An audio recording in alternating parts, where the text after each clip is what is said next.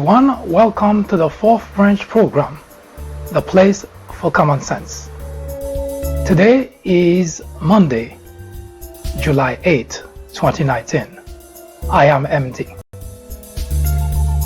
If you joined us before, thank you for your participation.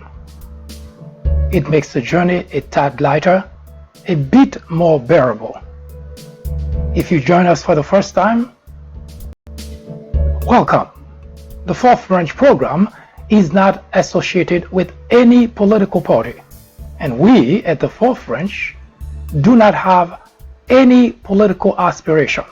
Our ultimate objective is to perfect the union. In order to do so, we ought to remove the biggest obstacle of all: ignorance.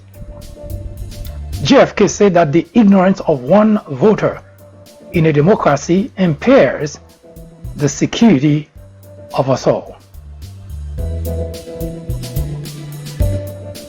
In the screen, you see big divide or big fight. For many decades now, almost a century, the debate, the discussion raging in the public arena has been a big divide between two major political parties, the Democrats and the Republicans. But the question that I keep asking myself, is there really a big divide, or is it just a big fight? No, there is a big difference, no pun intended here. The reason is because if there is a divide, it goes without saying that there is always going to be fight and disagreement and so on.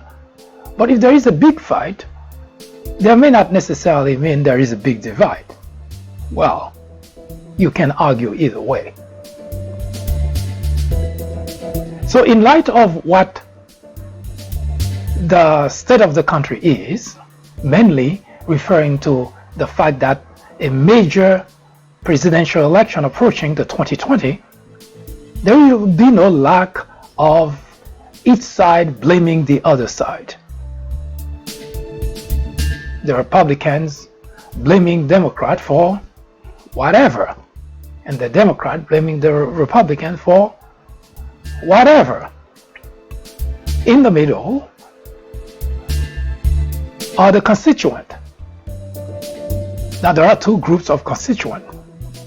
Unfortunately, there are those who've already made up their mind.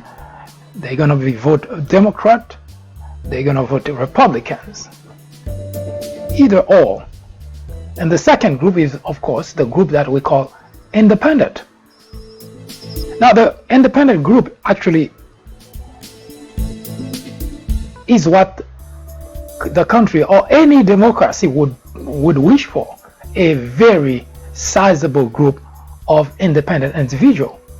And the reason for that is because, as we have seen for the past 2 years, Republicans continue to support Republicans, Republican administration, Republican legislators, Republican president, irrespective of their wrongdoing, irrespective of what the damage that they're doing to the country, irrespective of how much they're eroding our democracy and our constitution. So it is bad for any democracy. Now with this program starting today, Big Divide or Big Fight, I ought to outline the big difference between Democrats and Republicans. Now of course today is Monday and we're going to read the Mueller report, as we always have been doing. Now last week we completed volume 1, so today we will begin with volume 2. But with that, we are introducing this topic, which is talk about the big divide and big fight, or big fight, and try to outline what that is exactly. What is the big difference between the two parties to be talking about big divide or big fight? And the question ought to be asked because, really simply, both Democrats and Republican legislators, governors, mayors, presidents, always claim they're doing what's good for the country, they're doing what's good for their party, what's good for the constituent.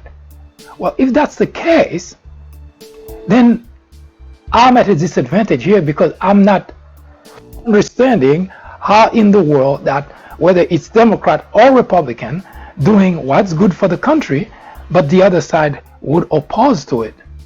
Or is it that simple? That's what we will look at when we discuss big divide or big fight as we continue to do so. Now, we will show you that it is really very simple, and it is also not that difficult to fix. Politics gets in the way, of course, but politics is not the only culprit. So as such, we will continue the conversation shortly about big divide or big fight. What's causing that? What's the major difference between those two political parties? And of course, in the second part, we will begin the reading of Volume 2 of the Mueller Report. You are, after all, on the Fourth French program, the place for common sense.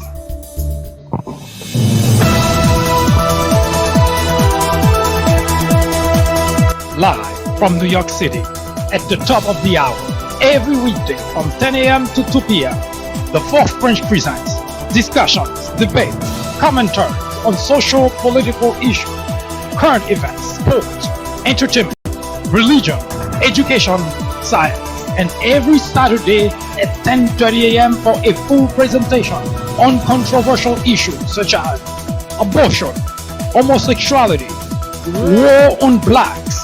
Are Republicans dumber than Democrats? Information which might irritate you, make you cry, make you laugh, but above all, will make you smarter. Join us every time. It is the right thing to do.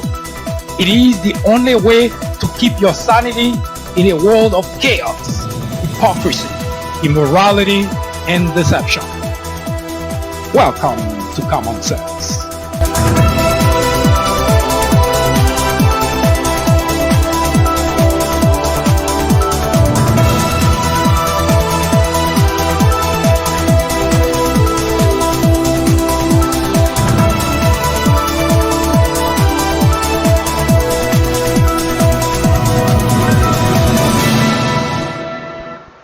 What caused the big divide between those two major political parties? Now, hold on to your chair. You're going to see how simple it is.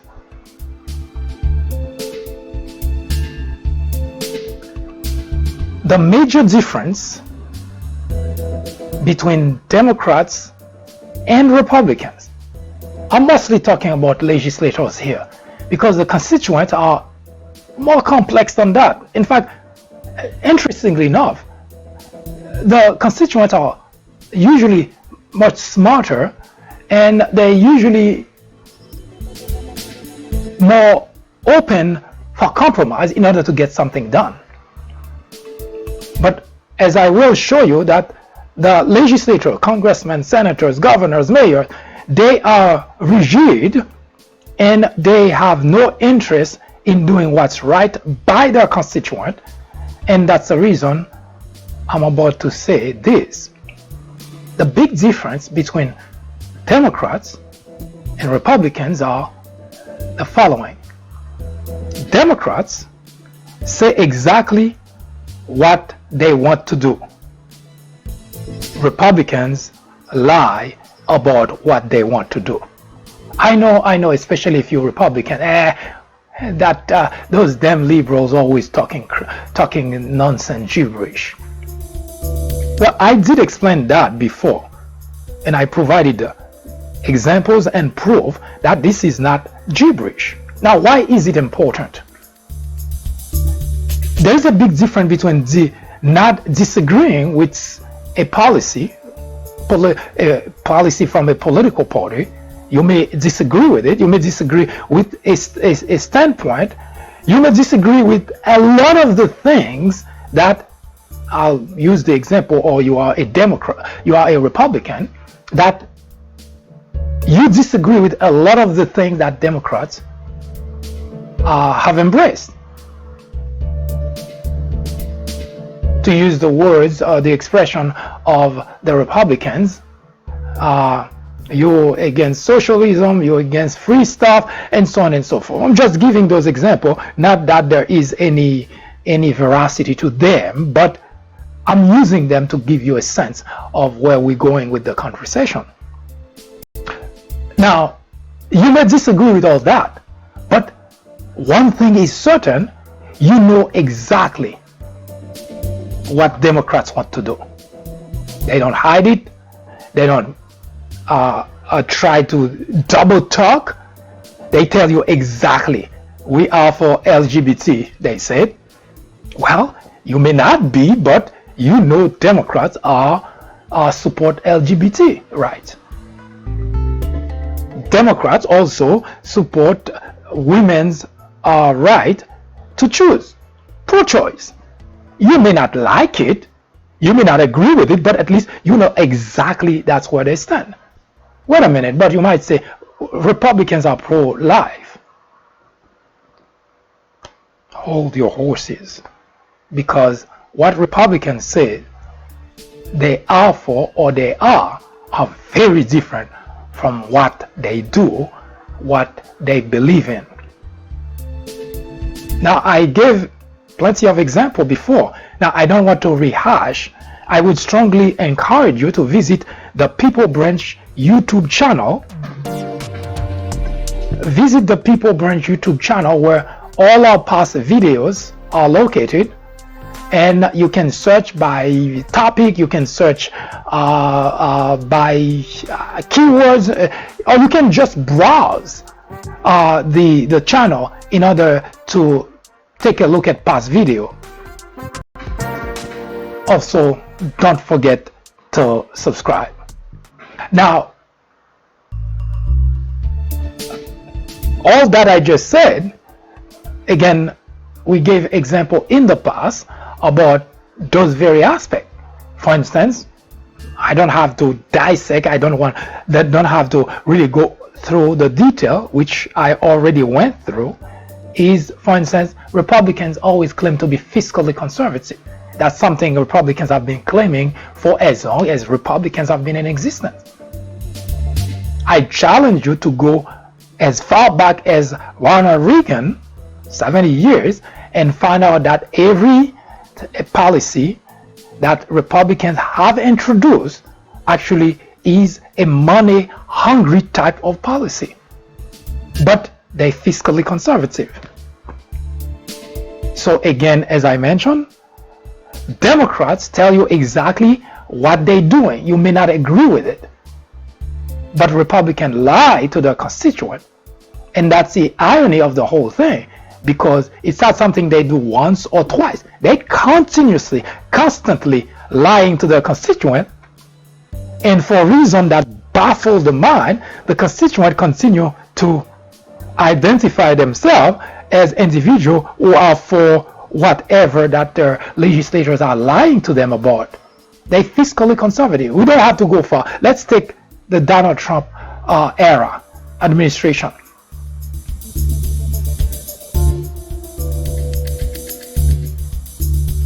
February 2017, Republican introduced a legislation for tax cut. Drumming the beat, Paul Ryan, Mitch McConnell, all of the Republicans are out there drumming the beat. We're going to give a tax cut to the people. First, whenever someone, especially, in fact, this is the challenge I give you. If you are a Republican, you hear your Republican legislator say something, I challenge you to find out that what you're hearing is double talk. is not double talk, rather. I challenge you to find out that it's not. And the reason for that is because I have yet to hear Republican legislators coming and say they're doing something, and behind what they say is something completely different.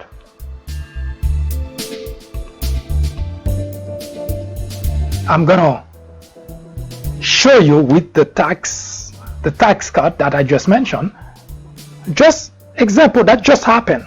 Now, when I say Republican claim to be fiscally conservative, and yet Republican administration after another prove that it's just an expression that they use, but their action, their policies are nothing to do with being fiscally conservative. So you can continue to claim, because I'm not sure which one is worse, that you don't like Democrats' policy because you say, well, Democrats are big spenders. Well, wait a minute. The Republicans are bigger spenders, except that instead of saying that, they give you some kind of story. But they're fiscally conservative. Which one is worse? Someone who lies to you constantly about being something, but not being that person or that individual, or someone who clearly tell you who they are. You may not like that individual, you may not like something that individual stands for, but at least you know exactly where you stand. And that's the big difference between Democrats and Republicans. And I'm going to explain the example shortly, in a short little while, and we're going to move on to continue with the reading of the Mueller report, or rather start the reading of volume 2 of the Mueller report. This is the fourth branch program, of course, the place for common sense.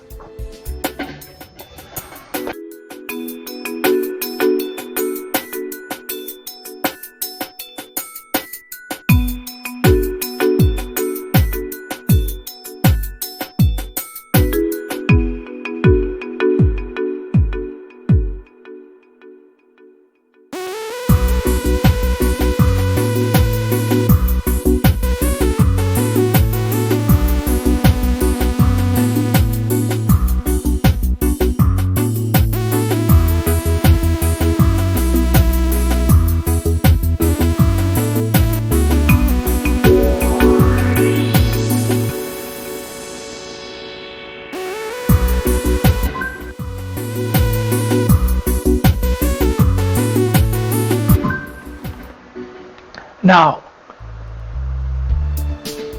in 2017, February of 2017, Republican legislators across the board, congressmen, senators, governors, mayors, they're all out there drumming the beat, telling their constituent that they're going to get a huge tax cut.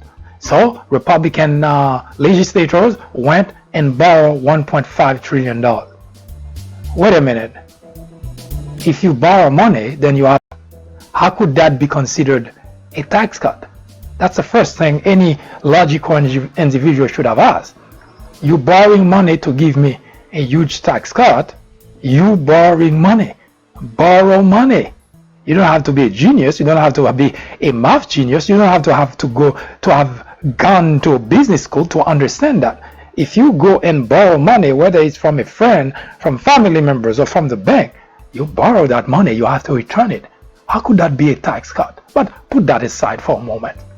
So they borrow $1.5 trillion and they turn around, they take 10% of that and they distribute it among the constituent. 10%. To give you an example, someone borrow $100,000 from the bank and take $10,000 out of that and distribute it among everybody. So what did they do with the 90%? Well, they took those 90% and they now give it to large corporation and wealthy individual.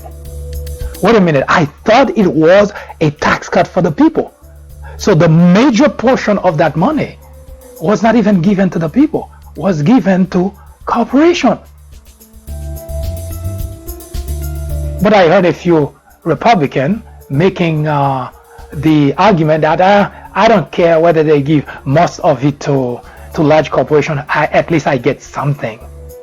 And those individuals that are talking about that, they get 40, 60, probably $80 on their paycheck. And they're like, yay, tax cut for the people. Now, remember what I said. Republicans use double talk when they telling you they for something. First, they borrow $1.5 trillion, which needed not be borrowed because the country was not under any circumstance to borrow money. Economy is doing good. Everybody's reporting, companies, organizations reporting record profit, record revenues. So he is the same party that claimed to be fiscally conservative now go and borrow money for no reason. And by no reason, I mean literally no reason. Because the corporations that are receiving the money, we're doing just fine. Record revenue, record profit. So why give them more? But it's not even that. We had to borrow that money to give them more. So remember the story. Remember the premise. Republicans talk about things they want to do. They do double talk, but Democrats tell you exactly what they're doing. So yes, I understand you may not like what Democrats are doing. You may not like what they stand for, but at least they tell you exactly what they're doing. So maybe you like to be lied to. That's a different story. Maybe you should just put a poster and say, lie to me. And by the way, I had a 3-part article written about exactly that title. And you can go on the peoplebranch.org website to read about it. Maybe you like to be lied to. But the difference between Democrat legislators and Republican, Democrats say exactly what they're for, what they're going to do, what they're about. Republicans lie about it. That's really the major difference, nothing else. So Republican borrowed money, take 10% and give it to the people, everybody, and take 90% and give it to large corporation and wealthy individual. But for those few Republicans that receive 60, 80 bucks, they're like, yay, I get some money, I don't care. First, you didn't get any tax cut. And that's the part that I have. It's almost like I'm struggling to explain something very simple to my fellow Republican. First, if you borrow money, you have to return it. So the money, the extra money that you see on your pay stub, on your paycheck, is not yours. It's borrowed money. Now, you may not live long enough to pay it back, but it has to be paid back. Your children, your grandchildren. But that's not even the worst. The worst is the 90% I just mentioned to you that went to large corporation and wealthy individual. Guess what? You also are on the hook to pay that back. Yes, you heard correctly. When the Republican drafted the drafted the legislation, that's exactly how they drafted it. They give 10% to the people, 90% to corporation, but the people are responsible to pay back the whole 100%. Yes, you heard correctly. So yes, when I said the big difference between Democrat legislator and Republican is this. Democrats say exactly what they for, say exactly what they're doing. Yes, you may not agree with it, but Republicans lied to you and you continue to support their lies because every time that they do it, you're fine with it. Now, for my fellow Republicans who are claiming they're getting a tax cut, as I just proved to you, you're not getting a tax cut. You get part of the money that was borrowed, which had to be returned later on. And on top of that, the major portion of the money that you didn't get to see a penny of, you're also responsible to pay it back. So much for being fiscally conservative. So yes, it's nice label. Republicans like to claim it. It's very nice label. Now I say all that is because, as I was explaining to you, now in this environment during the 2020 presidential election, you're gonna hear a lot of talk. But one thing to keep a close eye on, especially if you're impacted by it, is the healthcare. We call it Healthcare 2020. Remember how Donald Trump was drumming the beat, saying that you're gonna be covered for pre-existing condition? Remember that? He said, if you guys put me back in the Oval Office for a second term, I'll make sure that's the case. Well, if I tell you he lied to you, would that be oxymoron, redundant? Well, he lied to you. Because as he's saying that, and again, I don't know how many times or how many different ways of saying it, whenever you hear your Republican representative, be it governors, mayors, congressmen, senator, president, tell you something, you can almost take it to the bank. It's either a complete lie or it's double talk. That's the major difference between Democrat and Republican. Democrats say, we for this, we're going to do this. Yes, you, the Republican, may say, I don't like it. Of course, that's your prerogative not to like something the other party offers. But the problem is, what you say you like doesn't happen. It just, your legislature lied to you about it and you feel good about it. And that's where I am having the biggest problem, because how could someone be lied to over and over and over and over and over continuously, constantly, consistently? And what I just mentioned to you, it's not something that's happening just now. It's 100 years of search. And we'll give you example every time we have the opportunity. The healthcare, while Donald Trump and other members of the Republican Party out there saying that they're gonna keep and preserve this part of the healthcare coverage, so that you can not be denied coverage for pre-existing condition. Donald Trump legal team are in front of the court arguing to get rid of that very aspect they say they're going to give you, pre-existing condition. Yes, you heard it correctly, and it's not something they're thinking about. It's not something they say they're going to do. It's not a way to keep people off balance. They in front of the court making that very argument that pre-existing condition, coverage for pre-existing condition is illegal. Yes, Donald Trump team is doing that. So, okay, if you're logical, if Donald Trump think is illegal, then how could he promise that he's going to do that for you? Unless he's lying to you, which is most likely what he's doing. Because let's say, for sake of argument, we're going to push it forward. Let's say, for sake of argument, the court come back and say, you know what, Mr. Trump, you're right. It's illegal. Now, it's in the book that it's illegal to have coverage for pre-existing condition. Now, what do you think is going to happen? So now it's become illegal. Then what Donald Trump is saying about covering people with pre-existing condition would not happen, because he's making the argument it's illegal. You see, this is the way in general Republicans are. In public, they tell you something they know you would like to hear, and by golly, they always get away with it. So you cheer, yes, he's gonna keep pre-existing condition,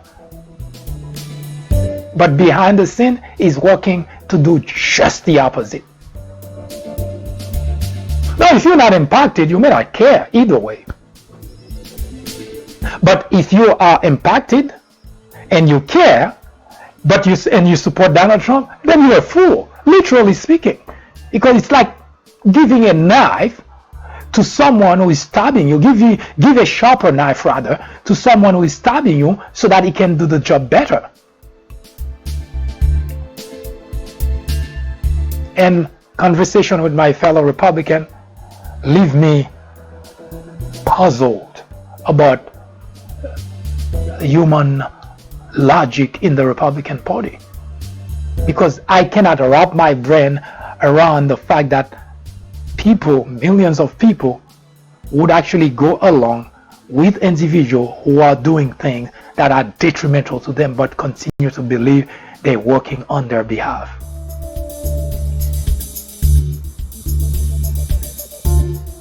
In the 2020 presidential election, watch out for that, because I guarantee you Republicans are master of deception. They have mastered that art. Talk double language, double talk, or flat out lie to the constituent who so much don't like what Democrats stand for, rather be lied to and still get not anything better than what Democrats stand for. That part, I mean, I understand politics, but that is not politics. Ignorance is not politics. Because it's one thing, you can say that in the example that Democrats are pro-choice, you pro-life. Now, if a Republican governor decide to go and sign an executive order of sort so that your pro-life idea can prevail, that's one thing. But when someone blatantly lies to you about what they're doing and you continue to support that individual, that's foolish. And there is no amount of argument that can make you look any better. As I always say, you cannot act like a fool and speak like an idiot and want people to consider you smart. It just cannot. If you are a patriot, you cannot not be outraged. Because this is not a matter of being Democrat or being Republican. Because the very reason that our democracy survives is because of that very structure of our government. The minute that you don't have any oversight, then at that point, the idea of democracy in the United States of America ceases to exist. So if you are a Republican and you think it's okay, then you too are no patriot. There is no other word of saying it. No matter what you hear people saying, trying to sugarcoat, trying to go around to explain it to you, that's all it means. If you are okay with what is currently going on with Donald Trump, with the Republican Party, you categorically are not a patriot. And no matter what you think of yourself, you are not a patriot. Because a patriot is someone who would give up, who would make sacrifice sometimes of his or her own life, let alone sacrifice a political party in order to preserve the democracy, in order to preserve the Constitution, in order to preserve the rule of law. So if you cannot do that, don't talk to anyone about being patriot, because you are no patriot.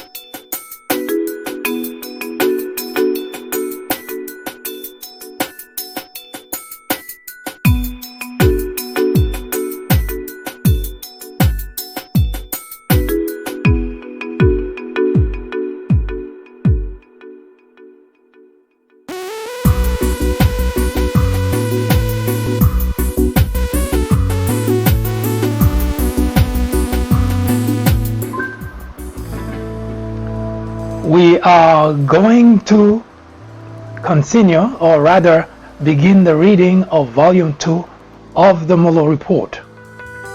Just like the Volume 1, it started U.S. Department of Justice Attorney Work Product may contain material protected under Federal R.Crim.P6E.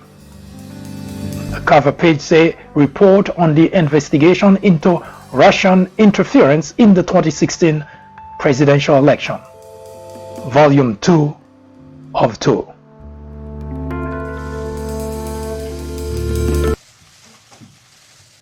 The order appointing me special counsel authorized us to investigate actions that could obstruct the investigation.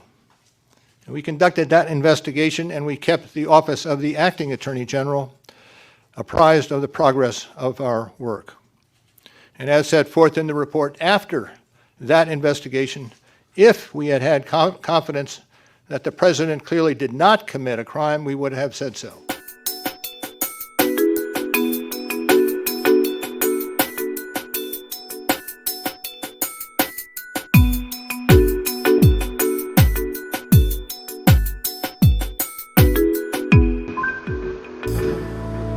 Volume 2 of 2. Special Counsel Robert S. Mueller III, submitted pursuant to 28 CFR 600.8C, Washington, D.C., March 2019.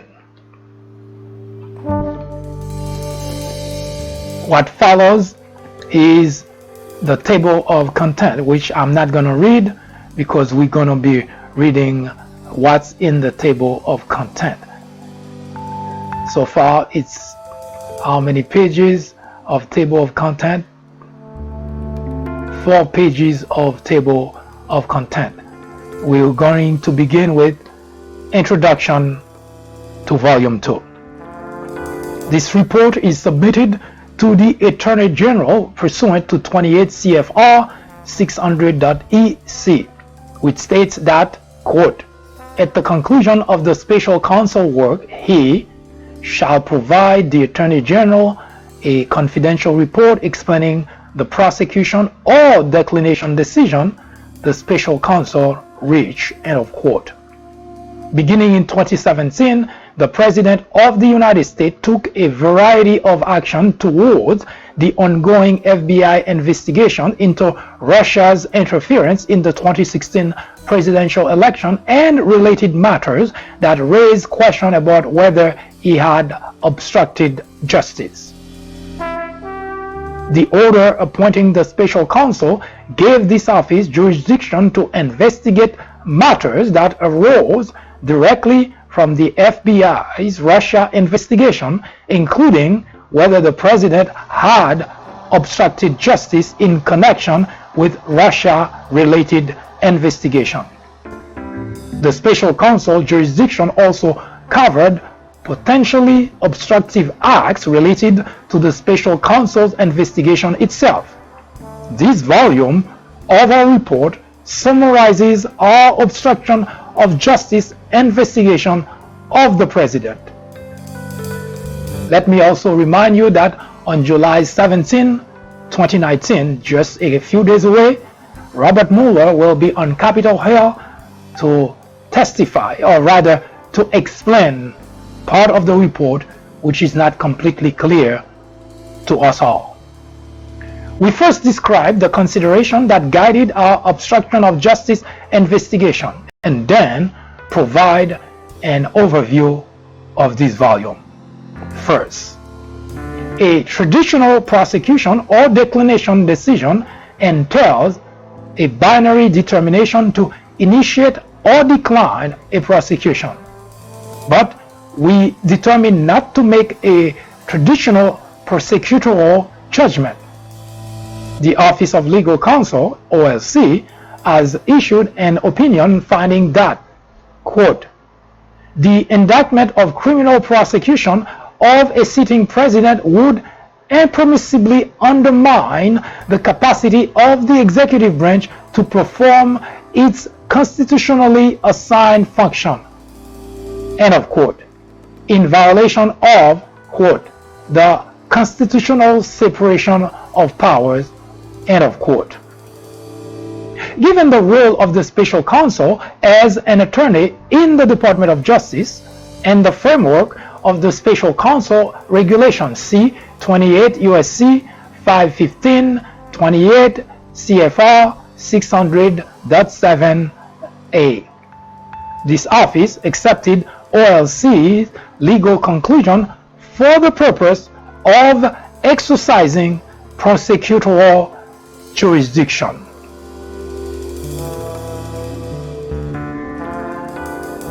And apart from OLC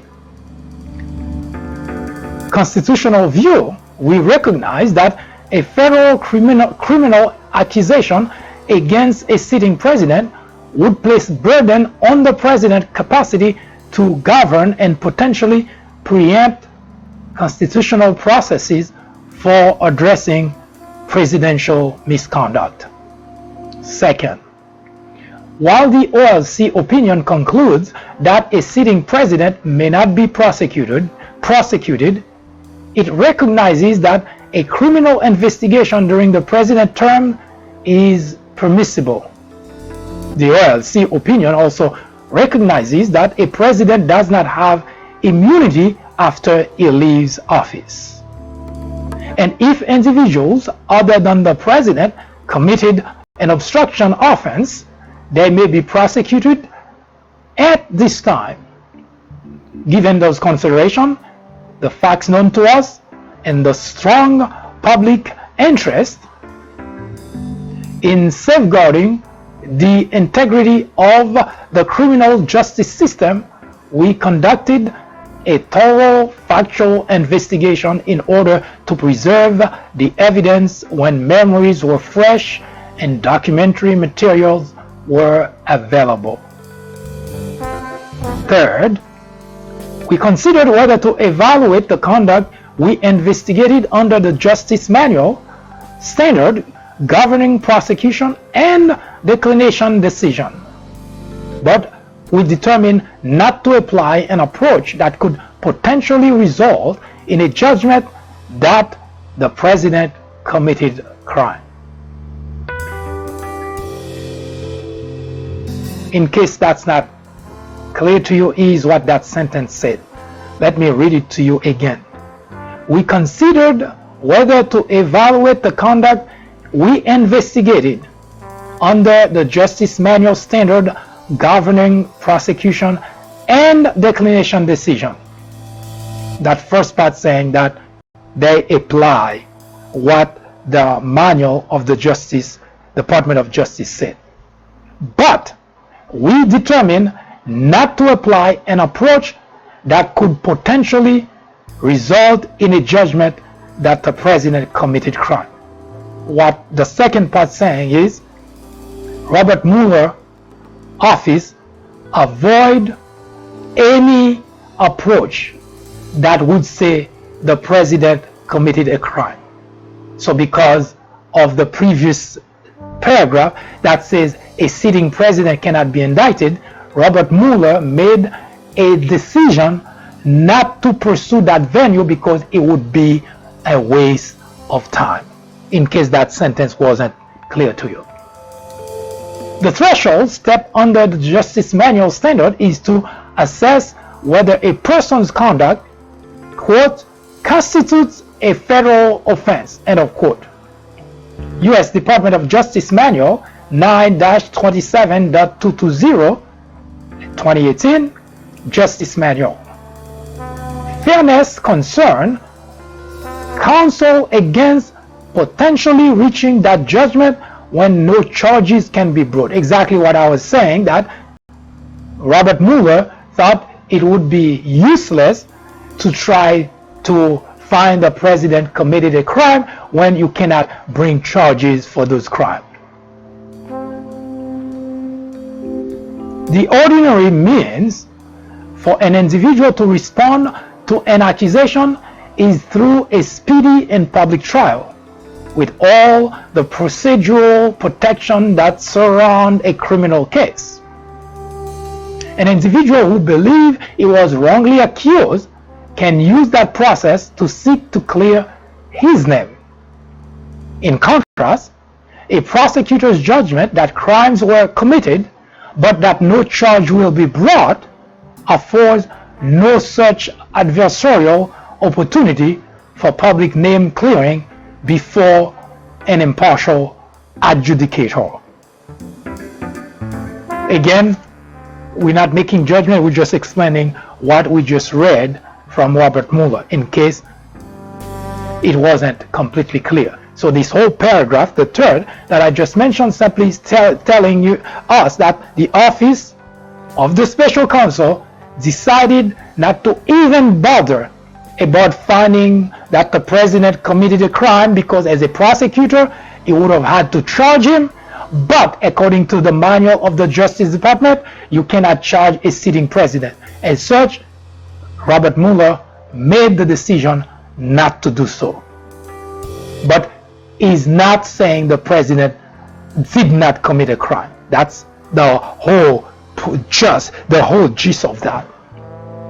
The concern about the fairness of such a determination would be heightened in the case of a sitting president, where a federal prosecutor's accusation of a crime, even in an internal report, could carry consequences that extend beyond the realm of criminal justice.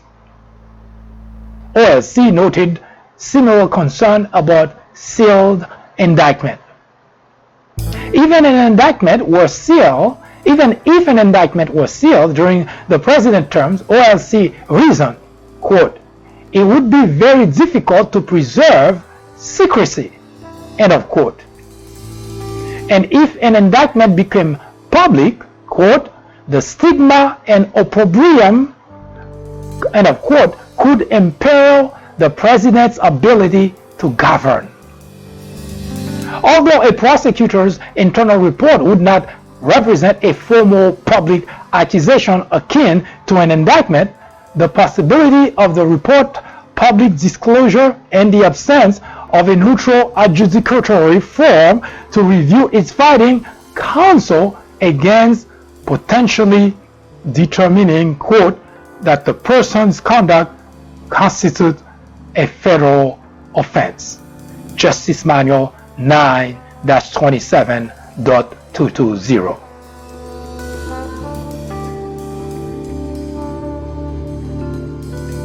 What Robert Mueller is doing here is explaining why he did not charge the president. Or rather yet, let me explain it in a different way. Why he considered not to charge the president even if he found throughout the investigation that the president committed a crime. So he cannot prosecute and he cannot charge because the Department of Justice decide you cannot do that. In fact, the Department of Justice went even further by saying you cannot even file a sealed indictment. Put differently, even if you find the president with a gun shooting someone, as a prosecutor, you cannot do anything about it, because the Department of Justice manual say that the Department of Justice cannot, under any circumstance, prosecute a sitting president. So what I just said is not my opinion. It's in the Department of Justice manual. Even if you were to witness the president with a gun shooting someone, and that is referred to the Department of Justice, the Department of Justice cannot arrest, cannot indict, cannot prosecute a sitting president. Is that fair? Of course not. But that the Department of Justice stand on sitting president. Fourth, if we had confidence after a thorough investigation of the facts that the president clearly did not commit obstruction of justice, we would so state. Put in English, Robert Mueller cannot say that the president did not commit obstruction of justice. In other words, the president did commit a crime. That's what that statement says. I'm not sure why using this nuanced language, because that's grammar. That's exactly what Robert Mueller said in full.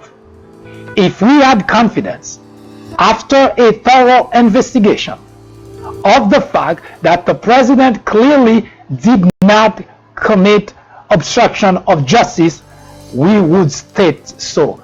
Listen to Robert Mueller's word. He said it a little bit differently, but saying exactly what we just read. The order appointing me special counsel authorized us to investigate actions that could obstruct the investigation. And we conducted that investigation, and we kept the office of the acting attorney general apprised of the progress of our work. And as set forth in the report, after that investigation, if we had had confidence that the president clearly did not commit a crime, we would have said so.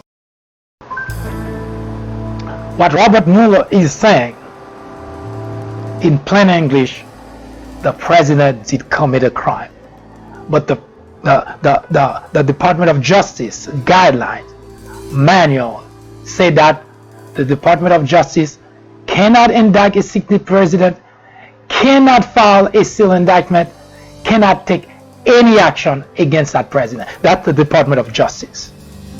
And as we will read later, you will see that Robert Mueller referred the whole matter to the legislative branch, meaning Congress. Based on the facts and the applicable legal standard, however, we are unable to reach that judgment. Now, read English here. Based on the facts and the applicable legal standard. A lot of people, including William Barr, came out and saying that Robert Mueller said that Donald Trump did not commit a crime. That's not what this document says. That's not what we're reading now. That's Robert Mueller document. That's not what he says. If we had confidence after a thorough investigation of the fact that the president clearly did not commit obstruction of justice is a crime, we would so state. However, the next sentence says, based on the facts and the applicable legal standard, we are not unable to reach that judgment. In other words, the legal facts, the legal standard prevent us, the office of the special counsel, from reaching the judgment that we're talking about, that the president committed a crime. The evidence we obtain about the president's actions and intents presents difficult issues that prevent us from conclusively determining that no criminal conduct occurred. Accordingly, while this report does not conclude that the president committed a crime, it also does not exonerate him. And the reason for that is because the legal standard by the Department of Justice. In the example I just gave you, if the president were caught red-handed with a gun in his hand and he just shot someone, the same thing we just read would apply. The Department of Justice would not be able to indict, to prosecute the president, because the current legal standard by the Department of Justice prevent that from being the case. We'll be right back.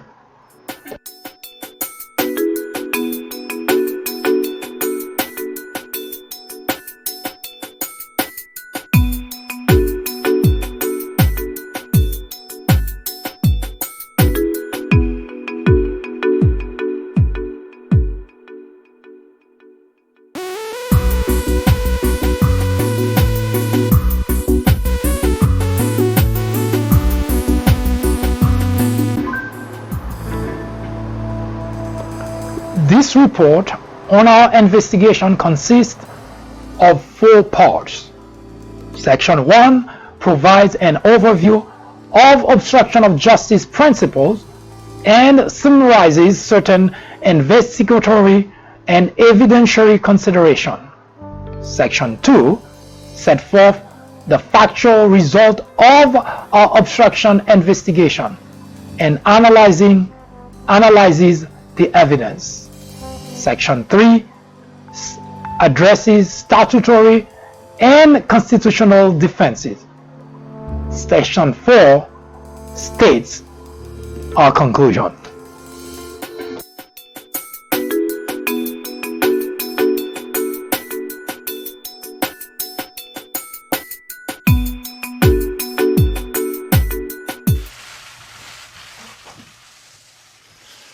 Good morning, everyone, and thank you for being here. 2 years ago, the acting Attorney General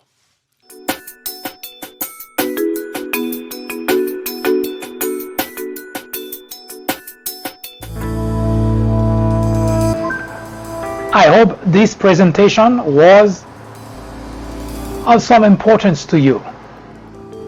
If not, you already know what to do. Send us comments, criticism, suggestion. Let us know how we're doing. As I always say, this program is not going anywhere. You might as well help make it better. Should you have a particular topic you would like us to talk about, let us know. We will research it, we will debate it right here on the 4th Branch program, the place for common sense. In the meantime, I hope you have a wonderful afternoon and hope to see you again tomorrow at 10:30. Good day.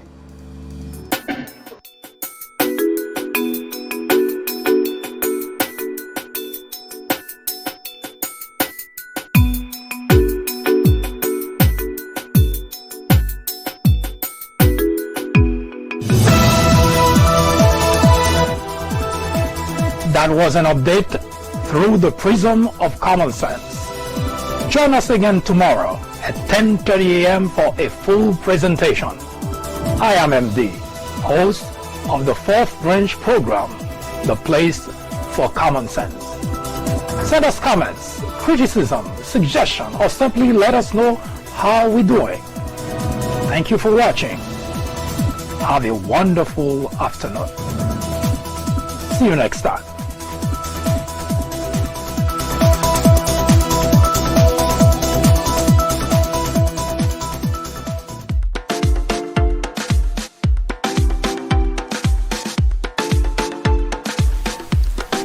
The 4th Branch podcast is brought to you in collaboration with the People Branch publication, which can be found on the People Branch website, located at peoplebranch.org. That's peoplebranch.org. That's peoplebranch.org website, in which you will find a number of very interesting articles.